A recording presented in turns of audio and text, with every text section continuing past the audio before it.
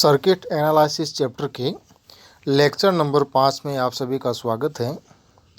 Last time हमने Kirchhoff के नियमों पर आधारित सर्किट एनालिसिस की दो मेथड में से एक मेथड संधि या नोड मेथड का अपने अध्ययन किया था। सेकंड जो मेथड है सर्किट एनालिसिस का किरचॉफ के नियमों पर आधारित, वो है लूप या पास विधि। इस लूप या पास विधि का जो मुख्य उद्देश्य है वो ये है कि जब भी हमें किसी लूप में फ्लो होने वाली करंट की वैल्यू निकालनी हो तब हम इस मेथड का यूज करते हैं। दूसरी बात, यह जो मेथड है लूप या पास विधि, यह किरचॉफ के द्वितीय नियम वोल्टा नियम पर आधारित है। ध्यान रखिए, संधि या नोड विधि जो थी उसका मुख्य उद्देश्य था कि किसी संधि बिंदु पर पोटेंशियल ज्ञात करना, और नियम जो अपन ने यूज में लिया वो था किरचॉफ का करंट लॉ। ज्ञात क्या करना था? पोटेंशियल या वोल्टेज। नियम कौन सा काम में लिया? करंट का। यहाँ पर मुख्य उद्देश्य है लूप में करंट निकालना, और नियम अपन कौन सा काम में ले रहे हैं? किरचॉफ का सेकंड लॉ अर्थात वोल्टा नियम। अर्थात जब हमें किसी संधि बिंदु पर वोल्टता ज्ञात करनी हो तो हम धारा नियम का यूज करते हैं, और जब किसी लूप में करंट की वैल्यू ज्ञात करनी हो तो हम वोल्टा नियम का यूज करते हैं। यहाँ पर अपन ने एक नेटवर्क बनाया है जो कि हमने संधि या नोड विधि में काम में लिया था। वही नेटवर्क यहाँ है, वही प्रतिबाधाएं Z1 से लेकर के Z5 तक यहाँ हैं। जो पावर सोर्स वहाँ लगा था वही पावर सोर्स अपन ने यहाँ लगाया है। अंतर सिर्फ इतना है कि इस सर्किट में, इस नेटवर्क में हमने 3 लूप निर्धारित किए हैं, 3 पास निर्धारित किए हैं, और वो है, नाम दिए उनको फर्स्ट, सेकेंड और थर्ड। और यहाँ ये माना गया है कि प्रथम लूप में बहने वाली करंट I1 है, द्वितीय लूप में बहने वाली करंट I2 है, और तृतीय लूप में बहने वाली करंट I3 है। 3 लूप लिए हैं 1 से लेकर 3 तक, और उनमें बहने वाली जो करंट है वो है I1, I2 और I3। इन तीनों करंट की वैल्यू निकालने के लिए हम किरचॉफ के द्वितीय नियम वोल्टा नियम का उपयोग करेंगे। और वो वोल्टा नियम, जैसे कि हमने यहाँ पर 3 लूप निर्धारित किए हैं, इन तीनों लूपों में हम किरचॉफ का द्वितीय नियम अप्लाई करेंगे। सबसे पहले हम किरचॉफ का द्वितीय नियम प्रथम लूप में अप्लाई करते हैं, और किरचॉफ का द्वितीय नियम जब प्रथम लूप में अप्लाई करें तो अपने पास इक्वेशन फर्स्ट और देन आफ्टर इक्वेशन 2 अपने को मिलती है। अब किरचॉफ का द्वितीय नियम मैंने पहले बता दिया है पहले वाले मेथड में कि किस प्रकार से अप्लाई करना है, और वो नियम अप्लाई करने के पश्चात अपने पास यहाँ पर इक्वेशन आती है, इक्वेशन नंबर 2। इसी प्रकार से सेकेंड लूप लेंगे, और सेकेंड लूप में भी जब किरचॉफ का द्वितीय नियम लगाते हैं तो we can get equation number 3। अर्थात द्वितीय लूप में किरचॉफ का दूसरा नियम लगाने पर हमें इक्वेशन नंबर 3 मिलती है। इसी प्रकार से लास्ट में जो थर्ड लूप है उसमें भी हम जब किरचॉफ का द्वितीय नियम लगाएंगे तो हमें इक्वेशन नंबर 4 मिलेगी। इस प्रकार से हम प्रथम, द्वितीय और तृतीय लूप में किरचॉफ का द्वितीय नियम लगाने पर हमें 3 प्रकार की इक्वेशन मिलती है, equation number first, second and third. जब इन तीनों ही इक्वेशन को, ध्यान रहे अपने करंट की वैल्यू निकालनी है और करंट की वैल्यू यहाँ पर अपन मैट्रिक्स विधि के द्वारा निकालेंगे। और वो मेथड क्या है कि इन तीनों इक्वेशन को हम मैट्रिक्स रूप में लिखेंगे।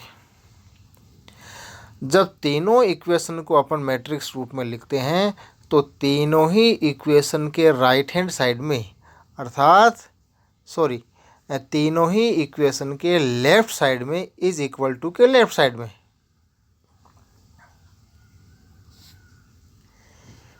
वैल्यू है अपने पास E, सेकेंड इक्वेशन में है, इनको थोड़ा चेंज करना पड़ेगा अपने को, इक्वेशन नंबर 2, इक्वेशन नंबर 3 और इक्वेशन नंबर 4। 3 और 4 तो अपनी जगह ठीक है। इक्वेशन नंबर 2 को अपने से करते हैं कि जो लेफ़्ट साइड का पार्ट है उसको तो राइट साइड में मान लेते हैं और जो राइट साइड का पार्ट है उसको लेफ़्ट साइड में ले जाते हैं, ताकि तीनों ही इक्वेशन एक फॉर्म में आ जाए। और जब तीनों इक्वेशन को एक फॉर्म में लिखेंगे तो एक साइड तो वैल्यू आएगी कैपिटल E, सेकेंड इक्वेशन में 0 और थर्ड इक्वेशन या फोर्थ इक्वेशन में भी 0 है। उसकी जब अपन मैट्रिक्स बनाएंगे तो मैट्रिक्स बनती है E 0 0। फिर जो सेकंड पार्ट बच गया उसमें अपने पास जो जो वैल्यू है उसमें एक तो करंट है और वो करंट है I1, I2 और I3, और दूसरी जो चीज़ है वो है इम्पीडेंस। अब ये जो इम्पीडेंस है ये कांस्टेंट है, अर्थात इन इक्वेशन का जो सेकंड पार्ट बचता है उसमें दो तरह की चीज़ें हैं, एक तो है वेरिएबल, वो है करंट। इसलिए एक मैट्रिक्स तो करंट की बनेगी और वो करंट मैट्रिक्स बनाई है अपन ने I1, I2 और I3, और दूसरी मैट्रिक्स बनेगी इम्पीडेंस की, वो भी यहाँ पर मैट्रिक्स अपने बना रखी है। इम्पीडेंस मैट्रिक्स और करंट मैट्रिक्स आपस में मल्टीप्लाई होगी, क्योंकि इम्पीडेंस और करंट तीनों ही इक्वेशन में आपस में मल्टीप्लाई। वैल्यू कितनी है वो अलग बात है, हर जगह अलग अलग होगी, लेकिन करंट और इम्पीडेंस आपस में मल्टीप्लाई है, इसलिए इन दोनों मैट्रिक्स का मल्टीप्लाई होगा। तो हमें मैट्रिक्स रूप में तीनों इक्वेशन मिलती है, वो यहाँ अपने चित्र में दी हुई है, स्क्रीन पे है। अब यहाँ पर जो इम्पीडेंस वाली मैट्रिक्स थी उस इम्पीडेंस वाली मैट्रिक्स को अपन ने दूसरी फॉर्म में लिखा है Z11, Z12, Z13, Z21, Z22, Z23, Z31, Z32 और Z33, अर्थात अपने को 3×3 की मैट्रिक्स मिलती है जिसमें 3 ही कॉलम है और 3 ही रो है। यहाँ पर Z11 प्रथम लूप की प्रतिबाधा है, Z22 सेकेंड लूप की प्रतिबाधा है और Z33 थर्ड लूप की प्रतिबाधा है।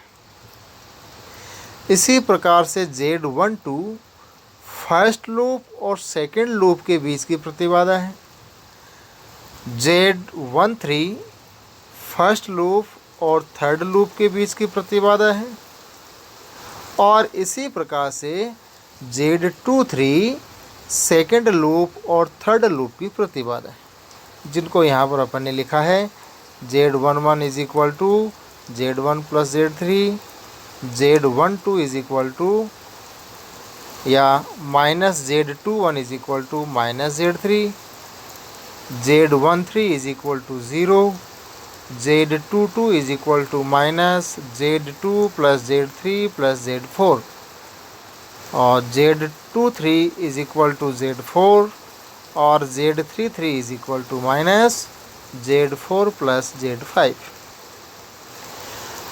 अब जो मेथड है फर्स्ट लूप में, सेकेंड लूप में, थर्ड लूप में करंट ज्ञात करने का, वो फॉर्मूला है I1 is equal to delta 1 upon delta Z।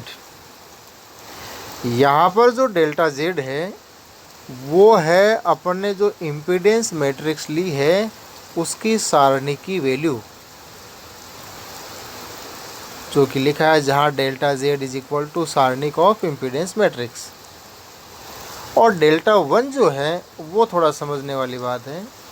अपने पास इम्पीडेंस मैट्रिक्स है और इम्पीडेंस मैट्रिक्स में 3 कॉलम है, फर्स्ट कॉलम, सेकंड कॉलम और थर्ड कॉलम। जब हमें प्रथम लूप में बहने वाली करंट की वैल्यू निकालनी है तो उसी इम्पीडेंस मैट्रिक्स के फर्स्ट कॉलम में कुछ चेंज होगा। जब सेकंड लूप में करंट निकालनी हो तो उसी मैट्रिक्स के सेकंड कॉलम में कुछ परिवर्तन होना है। और जब हमें थर्ड लूप में करंट की वैल्यू निकालनी हो तो उसी इम्पीडेंस मैट्रिक्स के थर्ड कॉलम में परिवर्तन होना है, अर्थात किसी एक कॉलम में परिवर्तन होगा और बाकी के 2 कॉलम ऐसे ही रहेंगे। और वो परिवर्तन क्या होगा कि जब हमें फर्स्ट लूप में करंट निकालनी है तो इस इम्पीडेंस मैट्रिक्स के फर्स्ट कॉलम में जो अपने पास विद्युत वाहक बल वाला जो मैट्रिक्स है जिसमें E00 है, उस कॉलम को हम प्रतिस्थापित कर देंगे। और जब हमें सेकंड लूप में करंट निकालनी होगी तो इम्पीडेंस मैट्रिक्स के सेकंड कॉलम को इस E00 कॉलम से रिप्लेस कर देंगे। और इसी प्रकार से जब हमें थर्ड लूप में करंट निकालनी हो तो इस E00 कॉलम को हम इम्पीडेंस मैट्रिक्स के थर्ड कॉलम से रिप्लेस कर देंगे।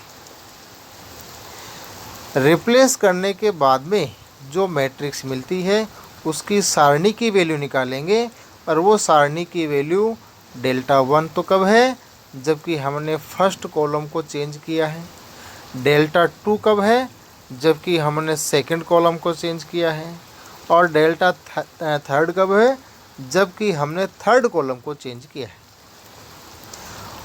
और इन कॉलम को चेंज करके हम उस मैट्रिक्स की सारणी की वैल्यू निकालेंगे और वैल्यू निकाल करके जो फॉर्मूले यहाँ पर दिए हुए हैं I1 is equal to delta 1 upon delta Z, I2 is equal to delta 2 upon delta Z और I3 is equal to delta 3 upon delta Z. इन तीनों ही फॉर्मूलों से हम फर्स्ट लूप से लेकर के थर्ड लूप तक या फर्स्ट लूप में कितनी करंट फ्लो हो रही है, सेकंड लूप में कितनी करंट फ्लो हो रही है, थर्ड लूप में कितनी करंट फ्लो हो रही है, उसकी वैल्यू निकाल सकते हैं। इस प्रकार से ये जो किरचॉफ के नियम थे, इन किरचॉफ के नियमों की सहायता से हम सर्किट एनालिसिस इन 2 मेथड से कर सकते हैं। एक मेथड अपने लास्ट टाइम पढ़ा था, वो था संधि या नोड बिंदु विधि, और आज जो था वो है लूप या पास विधि। इनके अतिरिक्त यदि हमें सर्किट एनालिसिस करना है, कई बार ऐसे नेटवर्क मिल जाते हैं कि इन दोनों नियमों की सहायता से करंट और वोल्टेज निकालना आसान नहीं होता, तो फिर हम आगे के इसी चैप्टर में आगे और भी टॉपिक आएंगे, कुछ थ्योरम्स आएंगी, उन थ्योरम्स के द्वारा भी वोल्टेज और करंट निकाल सकते हैं। आज की क्लास में इतना ही, नेक्स्ट टॉपिक नेक्स्ट क्लास में देखेंगे।